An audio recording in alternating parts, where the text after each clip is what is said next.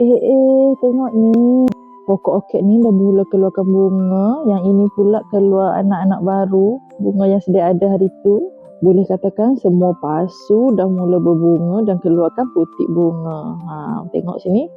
Ada colour purple, ada colour putih, colour cream. Semua ni adalah hasil dari baja khas pokok orkid. Untuk baja ni saya letak dalam 3-4 minggu yang lepas. Sebelum letak baja tu saya pindahkan, tambahkan top up dengan tanah yang baru, buangkan dia punya batang-batang yang dah lama, akar-akar yang dah lama. Jadi kita nak buat pokok ni mudah semula. Dan lepas sebulan hasil dia macam tu korang tengok tadilah, sangat-sangat menawan, cantik. Orkid ni bau dia manis je. Jangan tak tahu, orkid pun ada bau tau.